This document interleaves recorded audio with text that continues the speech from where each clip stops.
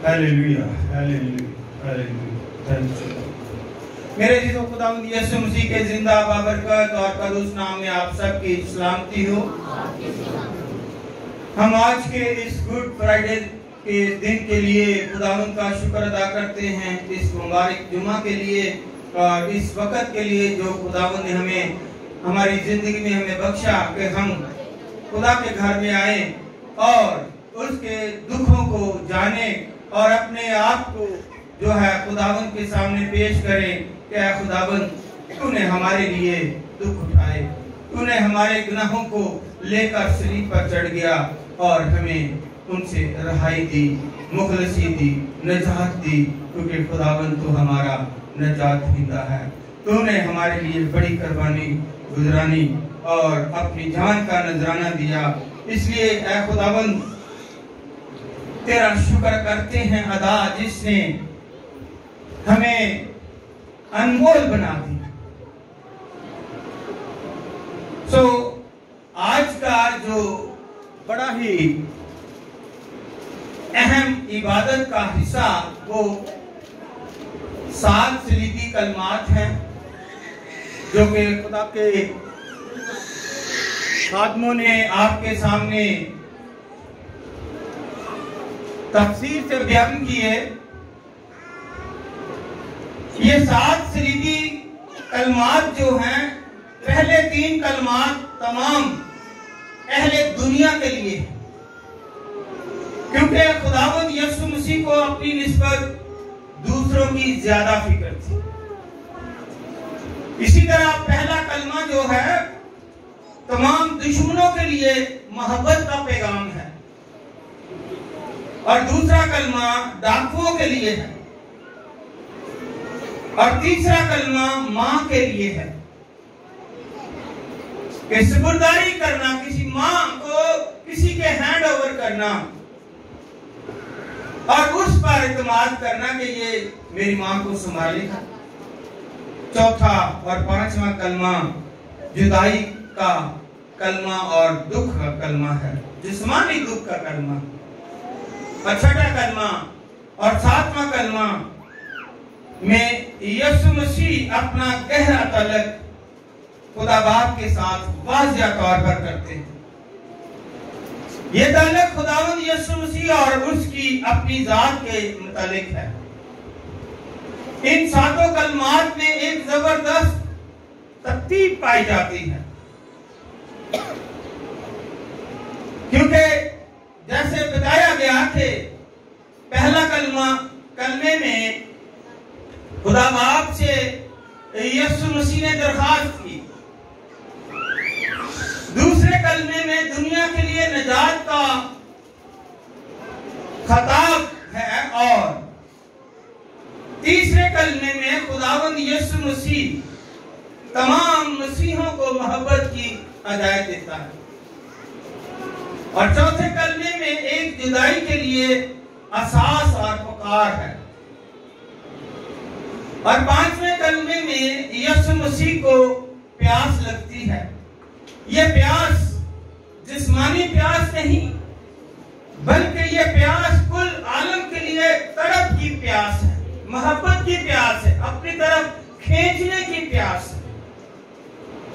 और 6वां कलमा जो यीशु मसीह मिशन दुनिया में लेकर आया, एक मकसद लेकर आया, यानी खुदा बाप के साथ दुनिया का मेल और मिलाप के मिशन को पूरा करना। और 7वां कलमा एक ऐसा भेद है जो यीशु मसीह को आम इंसान या दूसरे नबियों की तरह ख्याल करते हैं। इस कलमे से एक वाज़िया सबूत मिलता है कि यीशु मसीह की जात खुदाबंदी है और कुदरत कामल का मुजाहरा करती है। खुदा बाप, खुदा बेटा और रूह कुद्दस का ये तस्वर पूरा होता है, और इसी तरह इसको तस्लीस का भी नाम दिया जाता है। इससे तस्लीस जाहिर होती है। इंसान दुनिया से अरेजत कर जाता है, चला जाता है। हमारे तमाम जो बुजुर्ग हैं, बाप दादा या परदादे, वो दुनिया में नहीं है, अरेजत करके हैं। जिस्म मट्टी है और मट्टी के साथ मिल जाता है, खत्म हो, लेकिन रूह कभी नहीं मरती। और रूह जहां से आती है, अगर उसके अमाल अच्छे होंगे, यीशु पर ईमान लाया, तो वो रूह वापस खुदा के पास जाती है। इसलिए मेरे दिलो खुदावंद यीशु मसीह ने भी कहा कि अब आप, मैं अपनी रूह तेरे हाथों में दे। ये छोटी सी बात नहीं, कई दफा मैसेज पे भी ये कहा गया। तो क्योंकि खुदावंद यीशु मसीह को रूह पर मुकम्मल अख्तियार, इसलिए उसने कहा कि अब आप, मैं अपनी रूह तेरे हाथों में देता हूं।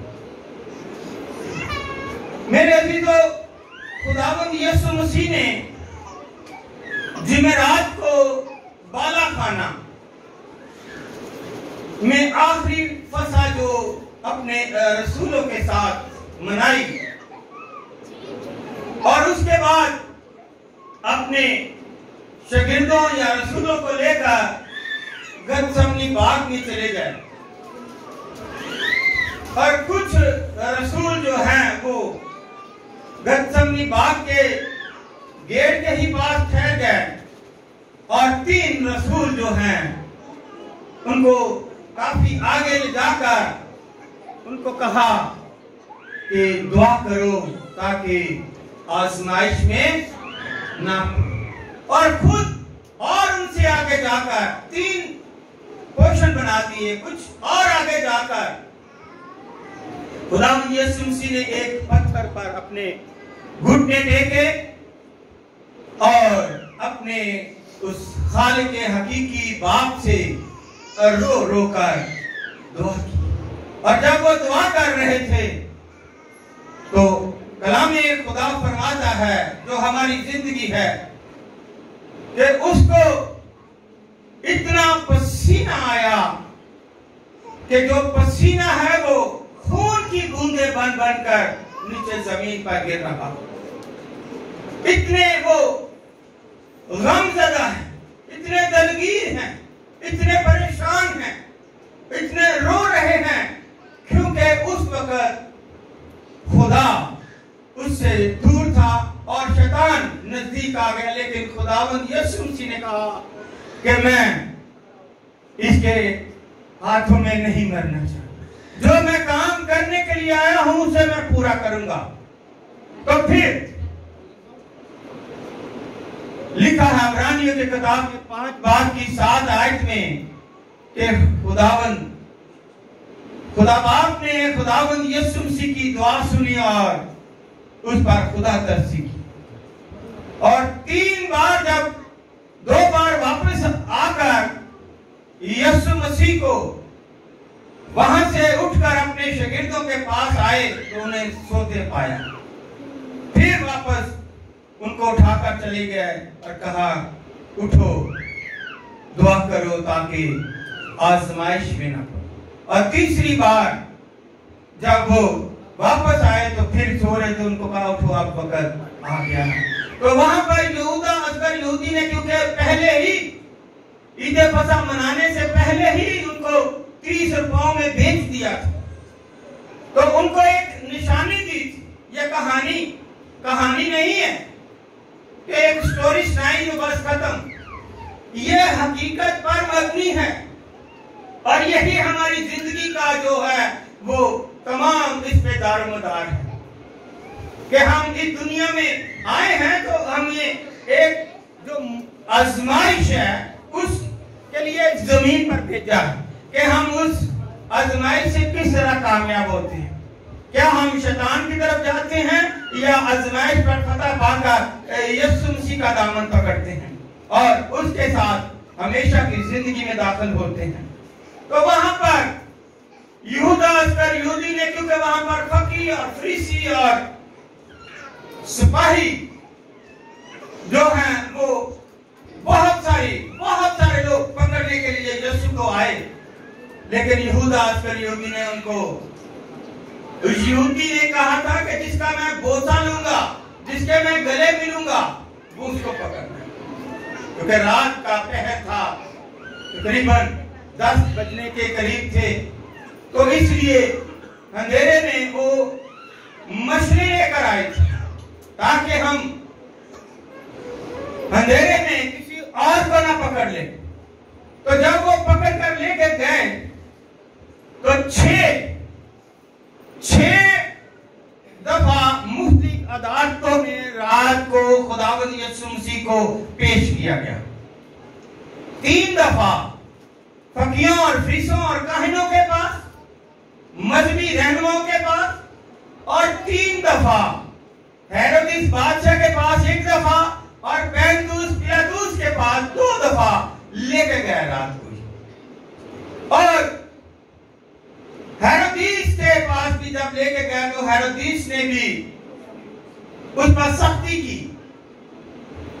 उसको कहा तू कहता है कि मैं बादशाह हूं, तो उसने कहा तू खुद कहता है। अपना गौन उतार कर उस पर बादशाही पोशाक बना दिया और कहा इसको मारो। उन्होंने उसके कांटों का ताज रखा और हाथ में सरकंडा दिया और उसको बांधकर उसके आगे सजदा करते और फिर उसको मारते और उसके मुंह पर थूकते और कहते बता तुझे नबूवत से बता तुझे किसने मारा है।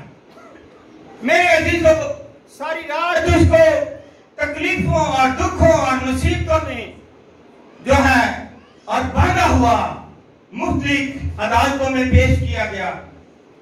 और जब क्योंकि वहां पर रूमी हुकूमत है और रूमी हुकूमत को ये इख्तियार था इसको सलीब दिया जाए, तो इसलिए वहां पर हमें मिलता है कि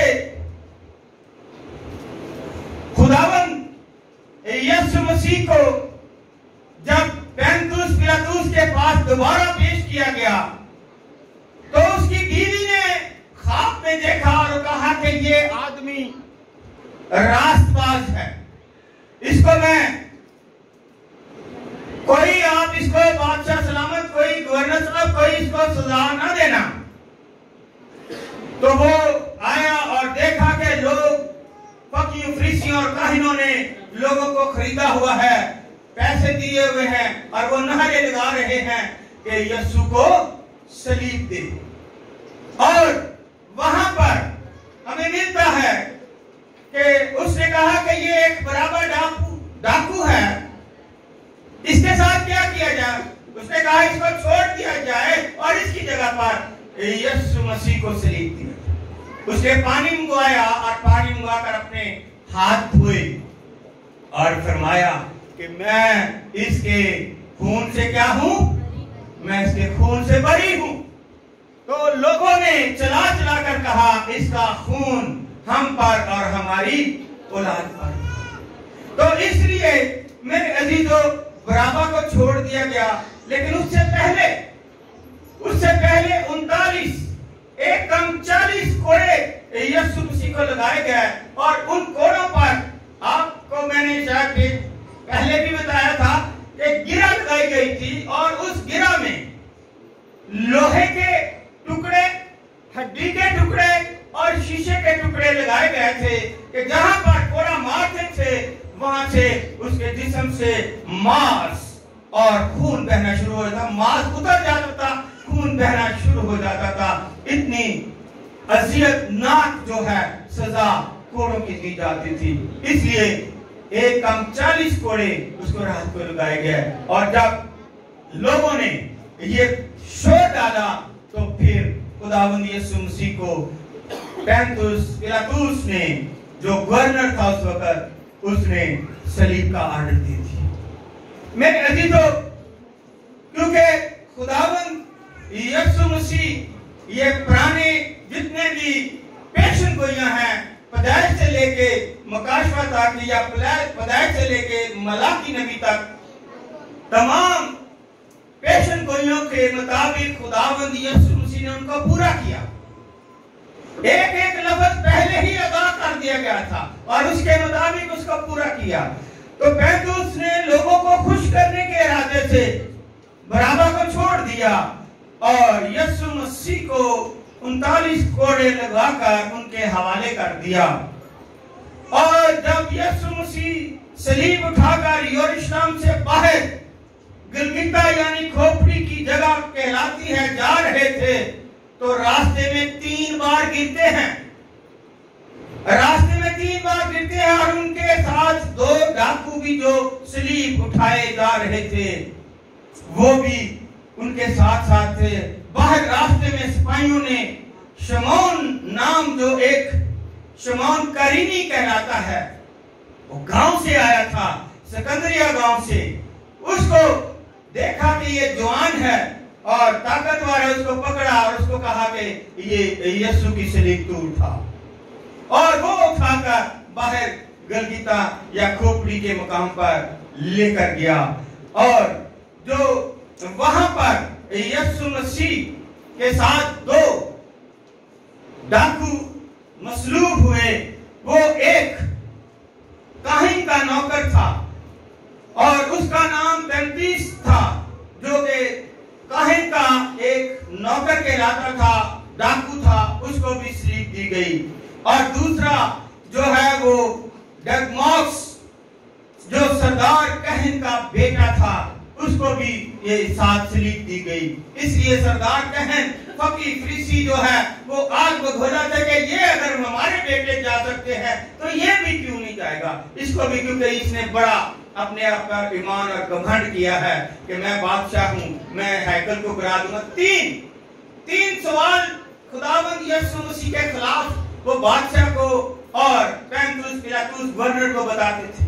एक तो ये कहता है कि इस हैकल को जो कि 40 साल लगे बनाने में, इस हैकल को गिरा दो तो मैं कितने दिनों में, 3 दिनों में इसको उठा खड़ा करूंगा।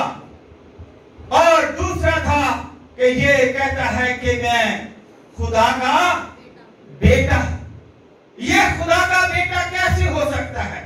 और तीसरा सवाल क्या जानते, कहते हैं कि ये मूसा की शरीयत को मानता नहीं, 7वें दिन सब्त का दिन है, छुट्टी का दिन है, आराम का दिन है, और जो भी ये काम करता है वो हमारे खिलाफ करता है। वो ये 7वें दिन लोगों को शिफा देता है, 7वें दिन ये मौत करता है। 3 इल्जाम उस पर बड़े बड़े लगाकर उसको सलीब दी गई। और फिर मेरे अजीजों, उसके कपड़ों पर खुरा डाला गया, वहां पर बैठकर यीशु मसीह की निगरानी करने लगे और उसका इल्जाम लिखकर उसके सर के ऊपर लगा दिया कि ये यहूदियों का बादशाह है। और साथ 2 डाकू भी, एक को दाएं तरफ और एक को बाईं तरफ लटका दिया। और दूसरा जो आप जानते हैं कि बाईं तरफ है, वो पहले बोला, उसने कहा कि हमने तो सुन रखा है कि तू बहुत ज्यादा मुहज्जे करता है, तो तू अपने आप को खुदा का बेटा भी कहता है, तो हमें भी बचा और अपने आप को बचा, नीचे सलीब से उतर।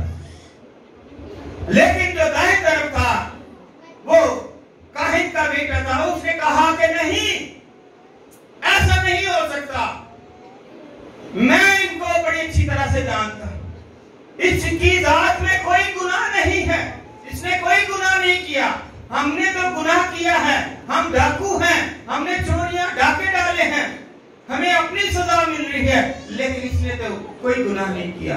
और मैं आज ही सलीब पर अपने आप को सरेंडर करता हूं, खाली करता हूं, और ऐ यीशु तेरे आगे मैं दरखास्त करता हूं कि तू के जब तू अपनी बादशाही में जाएगा तो मुझे भी याद करना। तो यीशु मसीह ने सलीब पर कह दिया क्या कि तू आज ही मेरे साथ परदोस में होगा। आप तो खुदावंद यीशु मसीह सलीब पर है, वो कुल अख्तियार का मालिक है, जो कह देता हो जाता है। इस पर बहुत सारे सवाल उठे हैं, लेकिन यीशु ने जो कह दिया वो हो गया, जो उसने बोला, क्योंकि वो इब्ने आदम और इब्ने खुदा है, सब कुछ जानता, वो काबिल खुदा है, कामिल इंसान है, जो कहता है वो हो जाता है। तो मेरे अजीजों, सुबह 9 से लेकर 3 बजे तक सलीब पर लटके रहे, हमारी खातिर लटके रहे, दुख उठाए। और अब आपको बताते हैं कि 7 घंटे हमारी खातिर सलीब सलीब पर उन्होंने अपने आप को अजियत में डाला, लानती मौत को बर्दाश्त करता रहा। ये एक तारीखी मौत है। इसीलिए गलीतियों के 3 बाब में 13 आयत में भी इसका बड़ी वजाहत से जिक्र लिखा गया है। सलीब खुदा और इंसान के दरमियान सुलह और सलामती का निशान है, फतहमंदी का निशान है। पहले नहीं थी, अब ये यीशु मसीह के वसीले से फतहमंदी का निशान है। और मेरे अजीजों, राह चलने वाले सर हलाल आकर यीशु पर लानतान वो भी करते थे, कहते थे ऐ मुकद्दस के ढाने वाले, 3 दिन में बनाने वाले, अपने आप को बचा तो हम मानेंगे कि तू खुदा का बेटा। इसी तरह यशाया 53 बाब में उसकी 3 और 5 आयत में भी लिखा है कि सलीब का दुख और मुसीबत बहुत बड़ी थी, छोटी सी नहीं है। जो यशाया नबी ने तकरीबन 450 साल पहले खुदा यीशु मसीह के आने से पहले बयान कर दी, पेशन गोई कर दी कि इस तरह से आएंगे, इस तरह से, क्योंकि उसके मार खाने से हमने शफा पाई। और बहुत कुछ इसमें नोट लिखिएगा। यीशु मसीह नासरी की उम्र उस वक्त 33.5 साल थी। 30 साल तक माँ बाप की खिदमत की। आज कोई बच्ची जवान हो जाए ना, तो थोड़ी 18-20 साल की हो जाए तो वो माँ बाप तो फिक्रमंद होती हैं, वो माँ बाप से ज्यादा फिक्रमंद होते हैं कि हम तो नौकरियां कर रहे हैं, हम ले आ रहे हैं, खिला रहे हैं आपको, अब हमारा भी कोई बंदोबस्त करो। उस वक्त करोगे जब हम बूढ़े हो जाएंगे। मेरे अजीजों, 30 साल तक खुदावंद यीशु मसीह माँ बाप की खिदमत करते, 3.5 साल सिर्फ उन्होंने शहर शहर, गांव गांव, गली गली, गलील के इलाके में, यरूशलेम के इलाके में, सामरिया के इलाके में खुदावंद की खुशखबरी की बना दी। और फिर उसमें हमें मिलता है कि लोगों को शफा दी, मुर्दों को जिंदा किया, अंधों को आंखें दी, लंगड़ों को चलाया, कोड़ियों को पाक साफ किया। यीशु मसीह का कद तकरीबन 5 फुट 11 इंच है और तकरीबन आप 6 फुट भी कद उसका कह सकते हैं। और इसके अलावा यीशु मसीह का उस वक्त जो वजन था वो 85 केजी था। यीशु मसीह के सर पर कांटों का जो ताज रखा, उस कांटों की लंबाई तकरीबन 3 इंच के बराबर थी। जंगली कांटे जो होते हैं, कीकर, जो जंगली कीकर है। और यीशु मसीह के सर पर कांटों ने 17 गहरे जख्म किए थे, जिनसे खून बह रहा था। यीशु मसीह को एक कम 40 कोड़े लगाए गए, जो जिस्म से मांस फाड़ देते थे और खून जारी हो जाता था। यीशु मसीह की सलीब का वजन 150 केजी के करीब था, यानी 150 किलो। यीशु मसीह की सलीब की ऊंचाई 15 फुट ऊंची थी। यीशु मसीह की सलीब की चौड़ाई 8 फुट थी और यीशु मसीह के जिस्म पर 150 गहरे जख्म लगे, जिनसे खून बह रहा था। यीशु मसीह के हाथों और पांव में 3 कील लगे थे। एक कील की लंबाई 8 इंच थी। यीशु मसीह ने 17 घंटे तक पानी नहीं पिया। यीशु मसीह को सलीब पर पिट मिली हुई मैं उसे पीने को दी, मगर यीशु मसीह ने चाहकर पीना ना चाहिए। यीशु मसीह की पसली में नेजा मारा गया और वहां से खून और पानी बह निकला, क्योंकि उस वक्त यीशु मसीह ने अपनी रूह खुदा के सुपुर्द कर दी थी। खुदा बाप के बाद वो उसने अपनी जान दे दी थी। और जब जान चली जाती है तो जिस्म में से खून नहीं बल्कि पानी और खून दोनों बहते हैं। यीशु मसीह के साथ 350 रूमी सिपाही मौजूद थे और 50 सिपाही घोड़ों पर सवार थे। जब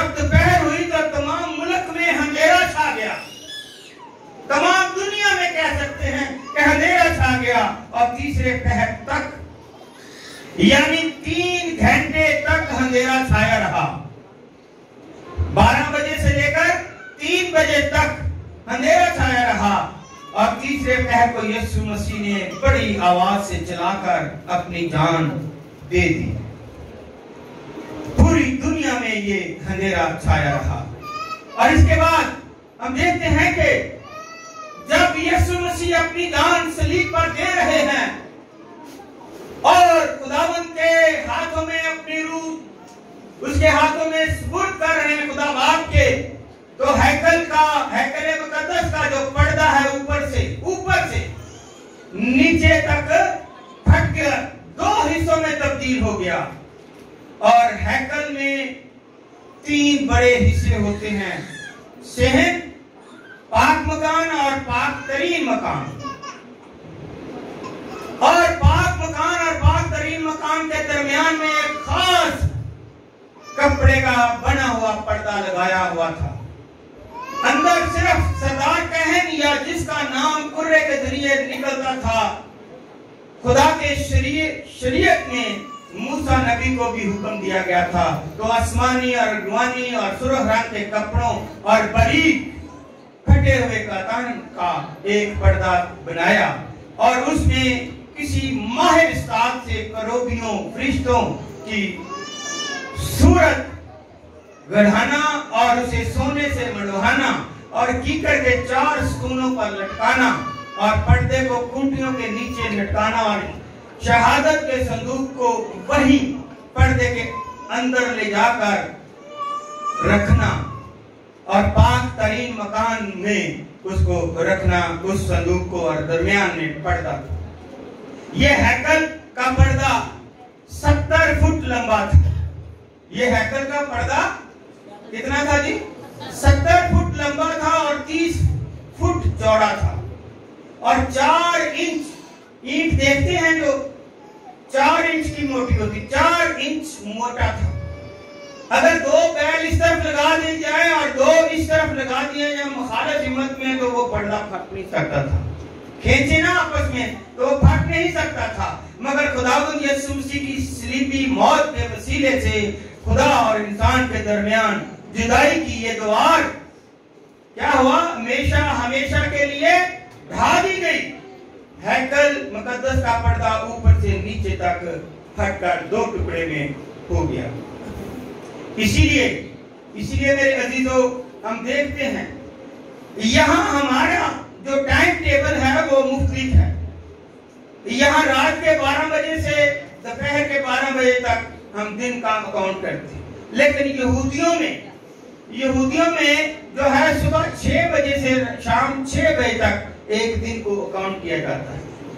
इसलिए यीशु मसीह को रात 10 बजे गतसमनी बाग में दुआ के लिए गया और 10 बजे से 2 बजे तक, और 2 बजे से यहूदा अस्करियोती जो आकर उनको पकड़ते हैं और लेकर मुफ्त पेशन दुनिया में जाते हैं। आज मेरे अजीजों, ईमान लाने का वक्त, ये वक्त खुदा के कलाम में बार बार लिखा है कि ये वक्त जो है बुरा है। ये वक्त जो है खुदावंद यीशु मसीह के आने का है, दोबारा आपको अपने साथ ले जाने का है। लेकिन ये वक्त हमारे सब के लिए, इसलिए क्योंकि जो लिखा है कि नूह के जमाने में हो रहा था, अब भी वैसा ही हो रहा है। तो खुदावंद आएगा तो अपने लोगों को अपने साथ लेकर जाएगा। इसलिए मेरे अजीजों, जिसकी हम मनादी करते हैं, जिस यीशु की हम मनादी करते हैं, अगर हम अपनी जबान से यीशु के खुदावंद होने का इकरार करें और अपने दिल से ईमान लाएं कि खुदा ने उसे मुर्दों में से जलाया है, तो लिखा है कि तू और तेरा घराना निजात पाएगा। क्योंकि रास्तबाजी के लिए ईमान लाना दिल से होता है और निजात के लिए इकरार मुंह से किया जाता है। इसलिए मकाशवा 22 बाब में मिलता है कि खुदावंद आज के कलाम के वसीले से हमें ये सबक देता है कि देखो मैं जल्द आने वाला हूं और हर एक काम के मुताबिक अजर देने के लिए क्या है? अजर देने के लिए वो खुद आ रहा है, आपको अजर उसका देगा, उसका फल देगा। अगर आपने अच्छा बीज बोया है तो अच्छा फल उठाएंगे, अगर आपने बुरा बीज बोया है तो बुरा फल उठाएंगे। देख मैं जल्द आने वाला हूं, हर एक के काम के मौके देने के लिए अजर खुदावंद यीशु मसीह के पास है। इसीलिए आखिर में मैं आपसे 2 शेर अर्ज कर रहा हूं, आपकी नजर कर रहा हूं। मेरे अजीजों, दुआ तो दिल से मांगी जाती है, दुआ तो दिल से मांगी जाती है, जबान से नहीं। खुदा कबूल तो उसकी दुआ कर लेता है जिसकी जबान नहीं। अपनी उम्र और दौलत पर कभी भी इतबार ना करना, अपनी उम्र और दौलत पर कभी इतबार ना करना, क्योंकि जो गिनती में आ जाती है वो लाजमी खत्म होने वाली है। और तीसरा शेर जो है, जब भी सबके लिए है, जब भी गुनाह करने को दिल चाहे, जब भी गुनाह करने को दिल चाहे तो 4 बातों का ख्याल रखना। खुदा देख रहा है, पहला खुदा देख रहा है, फरिश्ते लिख रहे हैं, फरिश्ते लिख रहे हैं। और तीसरा है मौत हर हाल में आनी है, मौत हर हाल में आनी है। और चौथा है कि वापसी का टिकट खुदा ने साथ देकर भेजा हुआ है, वापसी का टिकट खुदा ने साथ देकर भेजा। पता नहीं कब क्या हो जाना है, इसलिए टिकट साथ है। आज यहाँ है, कल किसी और मुल्क में जहाज पर बैठेगा, चला जाएगा किसी और जगह पर। इसलिए किस पर हम गुमान करें? सिर्फ हमारा ईमान यीशु पर। पौलुस कहता है कि उसको तकते रहो ताकि तुम्हारी जो निगाहें हैं उससे दाएं या बाएं ना मुड़े। तो मेरे अजीजों, आज का जो ये सलीबी पैगाम हमारी जिंदगी में एक अहम और अनमोल है कि हम जिंदा हैं और इन 7 सलीबी कलमात को जो है वो हम बयान कर रहे हैं, सुन रहे हैं। लेकिन बयान करने और सुनने से नहीं, बल्कि जिंदगी मिलती है ईमान लाने से और अपने जबान पर कंट्रोल करने से, क्योंकि जबान गुनाह पैदा करती है। और उसमें लिखा है जबान के गुनाह, झूठ बोलना, किसी पर तोहमत लगाना, किसी का राज खोलना, किसी पर लानत करना, किसी की झूठी तारीफ करना, किसी को बददुआ देना, किसी के खिलाफ ना हक बात करना, किसी को तंजिया करना, किसी को गालियां देना, किसी को ताने देना, किसी की चुगली करना, किसी के खिलाफ फैशा बात करना और लड़ाई झगड़ा करना, चीख कर ऊंची आवाज में बात करना और फजूल बात करना, गनीमत करना और अपनी जबान से किसी को बुरा भला कहना, किसी पर गलत इल्जाम लगाना और उसको सजा दिलवाना, ये जबान ही गुनाह का जुमरे में आती है। इसलिए जब हम अपनी जबान पर कंट्रोल करते हैं तो हम पूरी बॉडी पर कंट्रोल कर लेते हैं। आज के इस कलाम के वसीले से खुदावंद आप सबको बड़ी बरकत